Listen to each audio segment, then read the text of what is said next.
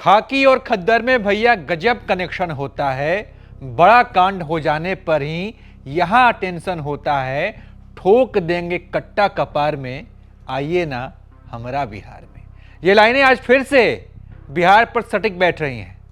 6 साल पहले बेटे को गोली मारी और आज बाप की भी गोली मारकर जान ले ली गई।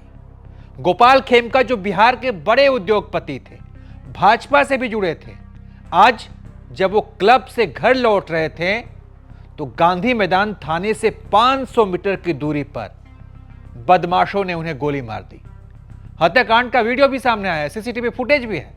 बदमाश बाइक से आए थे और करीब जाकर हथियार को सिर में सटाकर गोली मार दी। लोग सवाल उठा रहे हैं कि जब 6 साल पहले 2018 में एक फैक्ट्री के बाहर इनके पुत्र की हत्या कर दी गई थी, तब अगर पुलिस ने ठीक से काम किया होता तो शायद अपराधियों की इतनी हिम्मत नहीं होती कि आज वो गोपाल खेमका की जान ले ले। बाप और बेटे दोनों की हत्या बिहार में नीतीश कुमार की सरकार में हुई है, जिन्होंने सुशासन लाने का वादा किया था।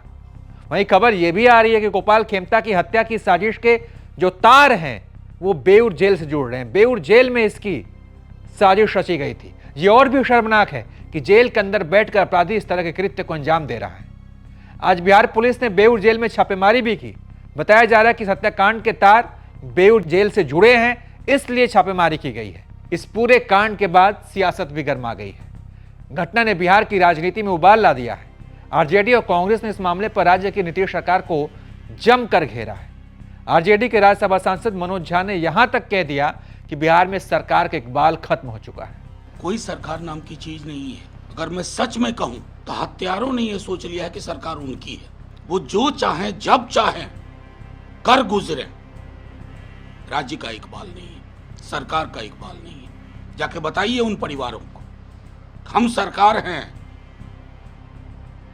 शर्म आनी चाहिए। क्या बना के रख दिया है बिहार को। वहीं गोपाल खेमका हत्याकांड के विरोध में सीबीआई जांच की मांग करते हुए पूर्णिया के सांसद पप्पू यादव ने पटना में आक्रोश मार्च भी निकाला।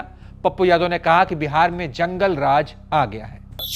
इनके बच्चे को मारा गया था और पिता को मार दिया गया। ताज जिंदगी इसने बिता दी समाज के लिए, ताज जिंदगी बिता दी सरकार के लिए।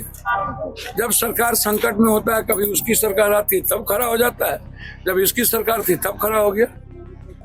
100 मीटर पर थाना है, 100 मीटर पर एसपी की कोठी है, 50 मीटर पर डीएम की कोठी है। उसके बाद 6-6, 4-4 गोली अपराधी मार देता है।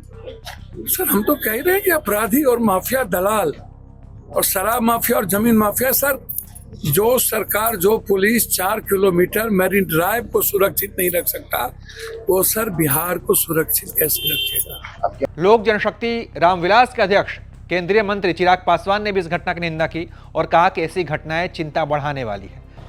ये बहुत बड़ी चिंता का विषय है। अगर एक शहरी इलाके में इस तरीके से खुले आम इतनी बड़ी घटना को अंजाम दे दिया जाता है, जहाँ पे व्यवस्था सब अगल बगल है, थाना बगल में है, बड़े बड़े अधिकारी आसपास रहते हैं, अगर इतने पॉश इलाके में अगर इस तरीके की घटना घट रही है तो ये बहुत अत्यंत गंभीर विषय है।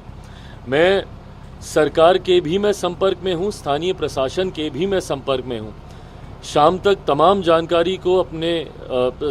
जानकारी अपने संज्ञान में लेकर पुनः मैं इसके ऊपर अपनी बातों को रखूंगा, पर इस तरीके की घटना चिंता को बढ़ाने का कार्य करती है। बता दें कि हत्या की जांच के लिए एसआईटी का गठन किया गया है। वहीं सीएम नीतीश कुमार ने खुद डीजीपी से घटना की पूरी जानकारी ली है।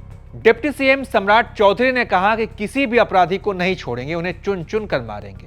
बिहार की सरकार आदरणीय नीतीश कुमार जी ने एसआईटी का गठन किया है।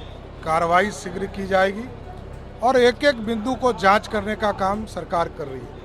कोई भी अपराधी किसी भी हालत में बचने वाला नहीं है। तो बिहार विधानसभा चुनाव से पहले यह हत्याकांड एनडीए सरकार की मुश्किलें बढ़ाएगा और एक बड़ा चुनावी मुद्दा बन सकता है। बहरहाल आप इस पूरे मसले पर क्या सोचते हैं, अपनी राय कमेंट कर बताइए और देखते रहिए आप एबीपी लाइव।